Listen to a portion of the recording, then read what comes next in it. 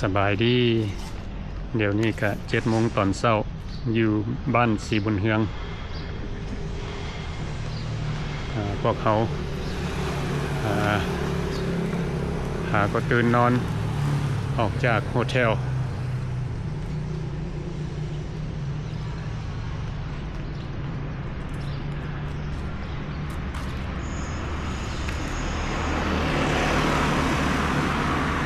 สิพากันออกไปหากินเบรคฟาสต์กินอาหารเช้า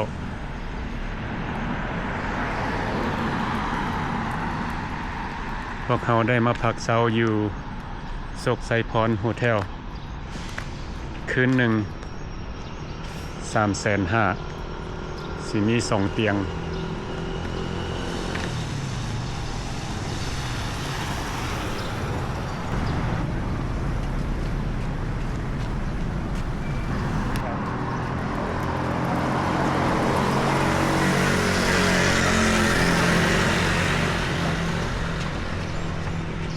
แพงเนาะ50 บาท But it's a nice view though. You go up there. Yeah.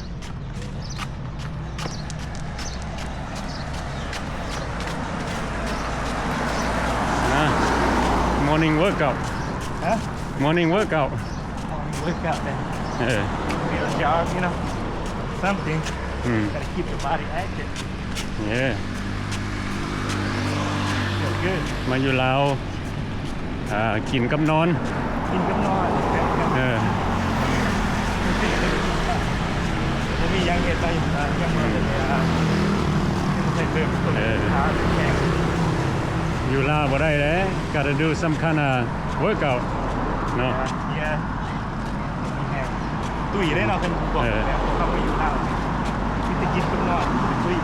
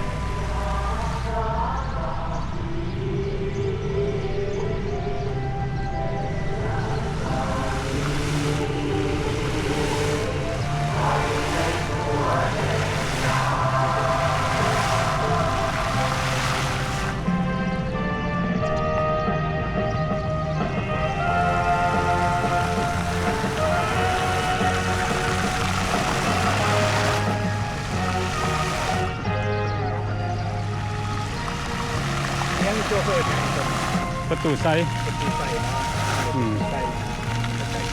ไปกินกาแฟวะ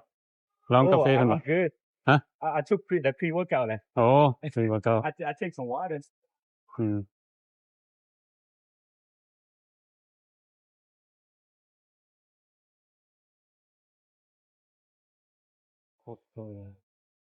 เอสเปรสโซ่ พอมาที่หนออีกกินอเมริกาโน่ ตีนท่านย่างไว้กินไอศครีม ว่าอย่างอเมริกาโน่วะ เอาหนามที่ซื้อไหม น้ำบ่ กีฬาเอาหนามไหนวะ โดยไม่ดูด้านนี้เลยจ้ะ เอาตา โอ้เอาเอสเปรสโซ่คำอันน่ะเจ้าบ่าวคาปูชิโน่วะ เอาหนามซื้อหรอเพื่อน เพิ่นสิเอาน้ำซื่อ โดยน้ำเปล่า เอาหนามละลาย น้ำละลายเราอยากกินสตรีทไลฟ์ด้วยกันลดความหวานไหม เอาอันนี้ให้อันหนึงได้เอาอันนี้โดยกินนี่หรือว่าที่ห้องกลับบ้านจ้ะกินนี้ พอดีเป็นเศษ16,000 กีบฝั่งสวิกอ่ะ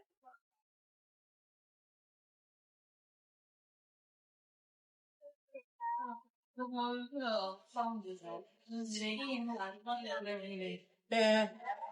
อนนั้นพอมาก็ไม่จ่ายเลย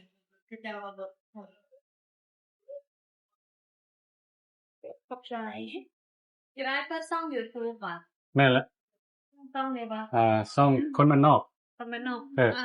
ภาษาลาวค่ะ เป็นภาษาอังกฤษKON โจยก็ B A N N โอเค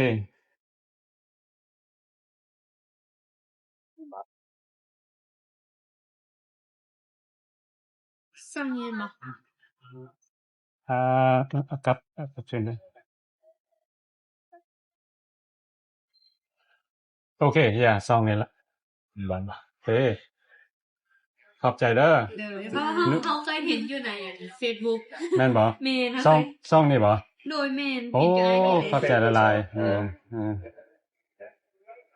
ท่านชื่อหยังเนาะน้องสาว เขาซื้อหมี่ ชื่อหมีโอ้น้องสาวดิ ซื้อน้ำฝน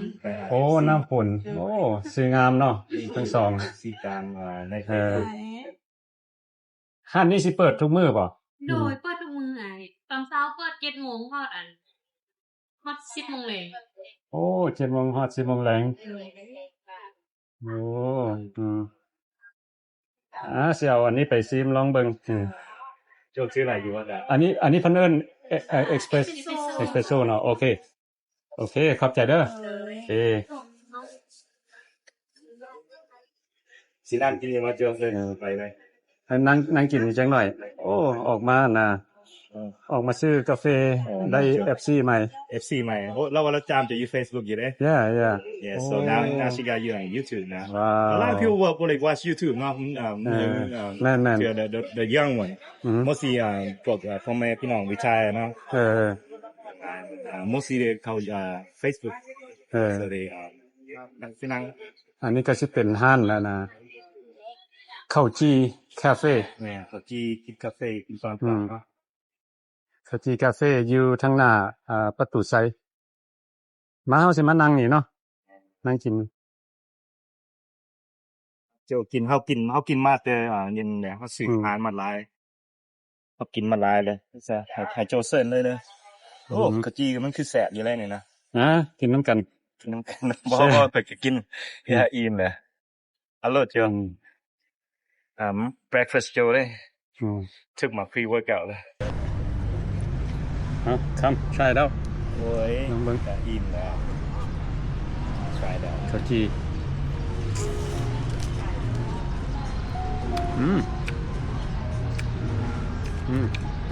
เดี๋ยวแซ่บ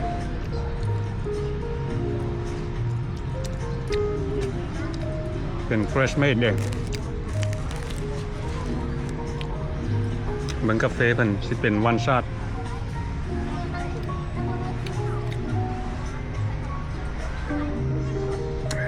ว้าวโอ้ขมดี strong เลยนี่กาแฟนี่ แหนมจึงให้หน่อยเลย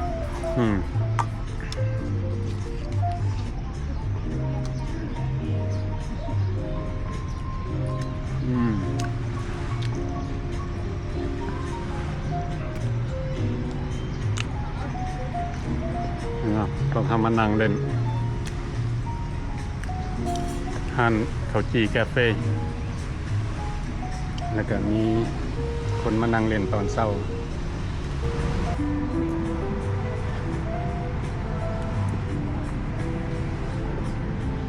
ไปบ่พองเฮาวันนี้ไปย่างไปทางเพิ่นบ่ย่างไปทางเพิ่นถ่ายวิดีโอให้ FC ได้เบิ่งเนาะโอ้กาแฟเพิ่นแห้งหลาย โอ้ตัวไทยว่ะ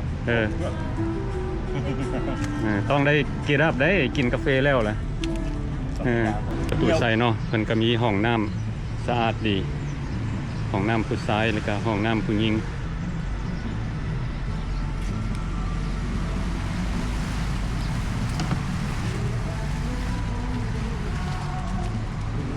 สายสิย่างขึ้นไปเบิ่งทางเทิงพุ่นเนาะเอา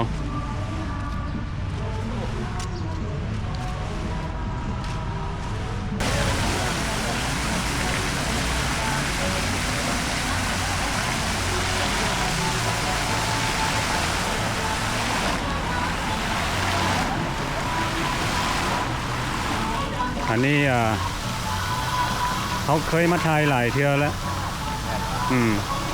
บางคนเพิ่นสิว่าโอ้คือมาถ่ายหลายเทื่อแท้อยู่ประตูไซนี่อันนี้สำหรับเฮาเบิ่งบ่มีเบื่อเย้ those days you come here all the time like all the timeนี่คือข้าวทำเองso beautiful งามหลายเพราะว่าเพิ่นมีน้ำพุนี่คนน่ะเขามานั่งอยู่นี่ว้าวงามหลาย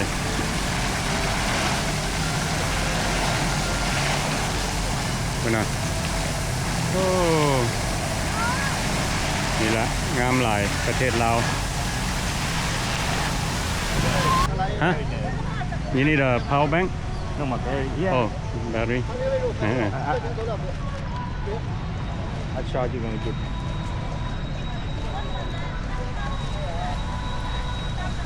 Yeah, here's one. Yeah, I put this. Mm. And then it's good. Ah, Go upstairs, right? Let's go upstairs. I've been up there many times already. You want to go get the view up there? You ever been up there? เคยไปอยู่ปะ No. โอ้ I think it'd be cool to see the view from my channel. เออ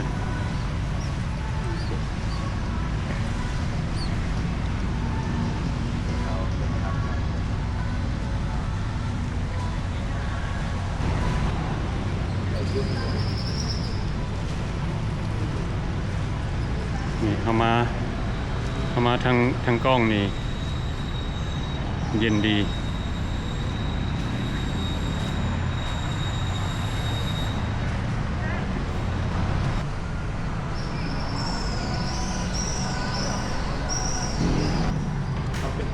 อันนี้เปิด8 โมงเช้าหา17 โมงแรงแล้วก็คนลาว 5,000 กีบขึ้นไปแล้วก็คนนั่นนะฝรั่ง 30,000 กีบ For you เดี๋ยวนี้สบายเพราะว่าไปใส่ you pay the low price Loud price, yeah. yeah I have to pay the foreign because I'm not foreign, right? no I can't go anywhere. yeah So I'm stuck here. So, the red one is locked.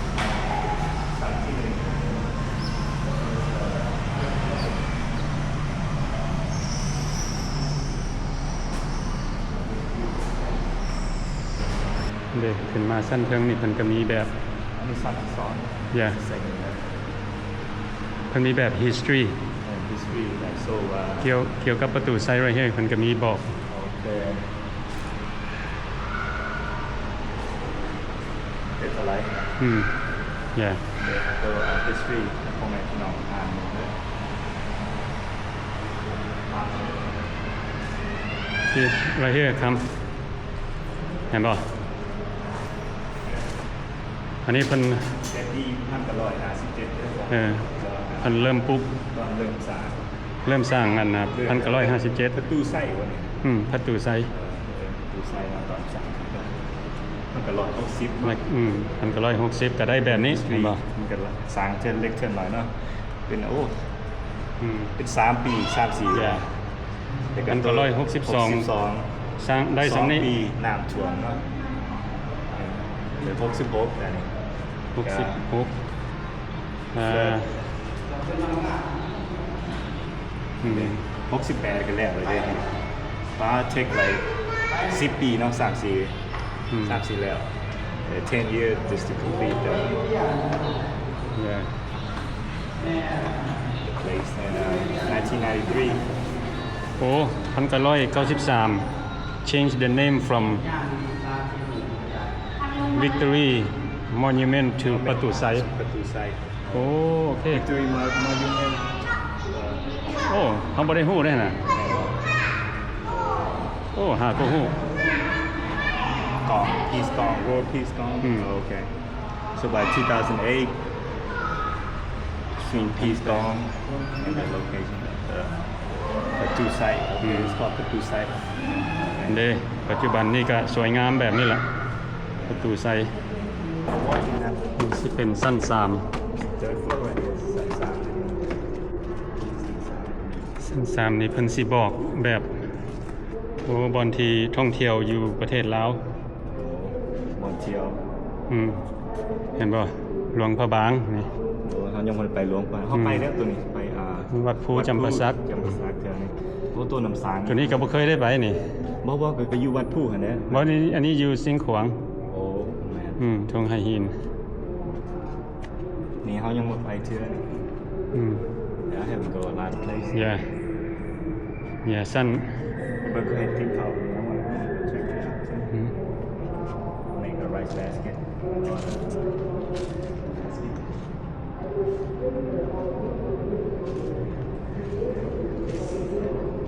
ชั้น3นี่เพิ่นก็สิบอกว่า important places in เวียงจันทน์บอนที่สำคัญกับพระธาตุหลวงแล้วก็อย่างหอพระแก้วแล้วก็วัดศรีสะเกษวัดองค์ตื้อวัดอินแปงPresidential Palace บูดาพาร์ควัดสิงห์ขวานแล้วก็ตัวนี้ก็ Popular นี่เวียงจันทน์ไนท์มาร์เก็ตตลาดมืดอยู่ทางสีหอมแล้วก็ตัวนี้สิเป็นแบบอันลาวเท็กซัสมิวเซียม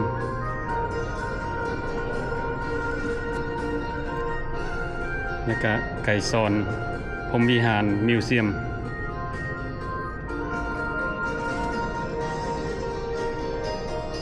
พวกเฮามานี่ is like a learning experience ฮู้บ่ก็ดีแนวหนึงเพราะว่าคันเฮาบ่มานี่เฮาก็บ่ฮู้ได้นี่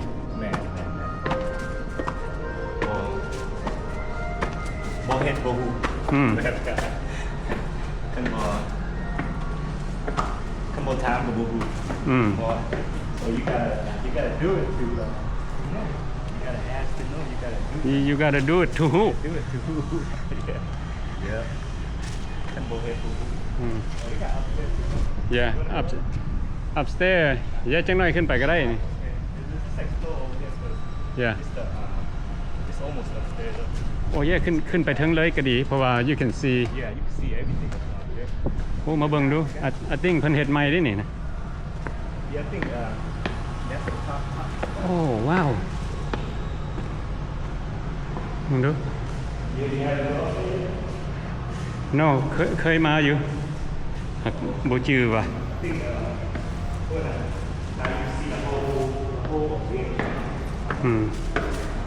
สิขึ้นไปถ่ายให้พี่น้องได้เบิ่งเนาะเขาขึ้นไปถึงนี่ก็สิได้เห็นเมืองเวียงจันทน์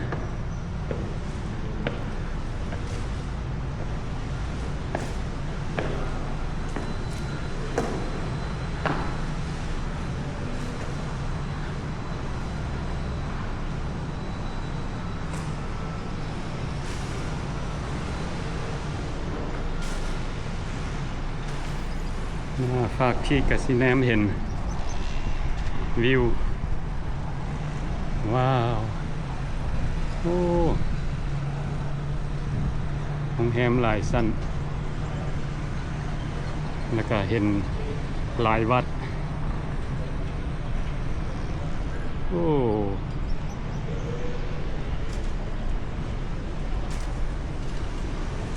มาฝากนี้เขาก็สิเห็น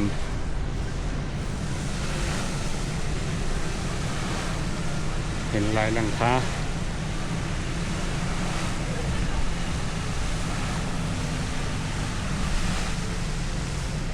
ได้เห็นเบิดเมืองเนาะ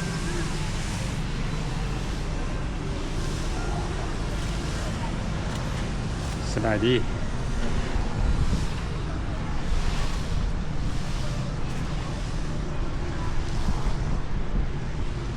มาฝากนี่กะ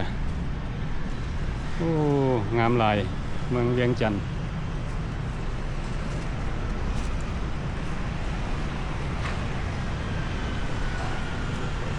บ้านเมืองเฮาปัจจุบันนี้พัฒนาหลาย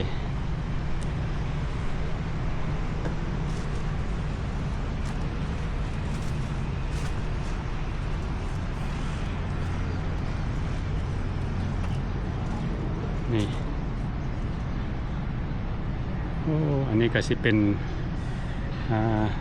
ทางไปตลาดเช้า